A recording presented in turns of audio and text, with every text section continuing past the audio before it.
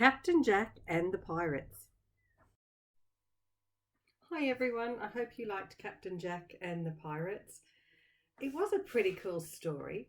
The three boys were at the beach and they were building a ship out of sand, and then they pretended to sail off on an adventure. They came across a pirate ship and they thought that the pirates were going to steal their treasure, and both ships were really caught up in the storm.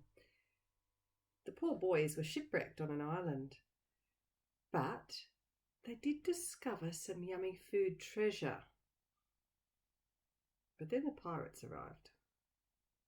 Lucky for them, it turns out that the pirates were actually the boys' parents, and they were friendly. They share their food and their treasure with the boys. It was a very lovely story, a story about pretending and games that we can play when we're imagining and using our imagination. Now, there were some words in the story that I'm going to talk about again, as I usually do. The first word I'm going to talk about is the word abandon. In the story, Captain Jack ordered his crew to abandon the ship. Can you say abandon? Let's count the syllables. Abandon. Abandon. How many syllables did you hear? 3. That's right, 3 syllables. When you abandon something, you're leaving it behind, and usually forever. You might do this when something is old or broken, like the boys' ship. It was old and it was broken and it started to sink, so the captain decided it would be best if they left the ship behind, to abandon it and swim to safety. What would an abandoned house look like, do you think? A house that had been left, a house that no one was going to visit again. It had just been deserted. It had been abandoned. I can imagine there'd be like maybe cobwebs, maybe lots of dust. Might even be a little bit spooky. Now, in the story, there was another word. The word was spy. The word spy is a verb and it means looking really closely at something. In the story, Jack and his friend spied out the view on the island. Can you say spied with me? Spied. What's the first sound? Sp. Oh, sp. It's a consonant blend. Sp. Spied. Okay, spied is just another word for saw. It means looking at something that's really hard to find or hard to see. Sometimes it might even mean that you're looking secretly at something.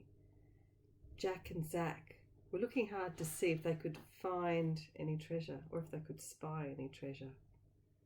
Can you think of something small that's close to you? Maybe in the room that you're in or in the classroom that you're in? Maybe you could play a game of I Spy, something that you can see. See if the other people can spy that as well. The last word from the story is a word you don't hear very much, and the word is holler. When Jack saw the treasure, he hollered with joy.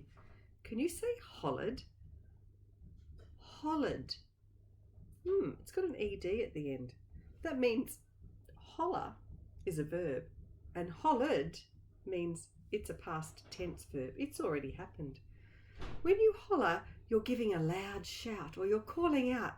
You might holler if you want to get someone's attention or if you're feeling surprised or excited about something. Jack was so excited that he found the pirates' secret hiding place.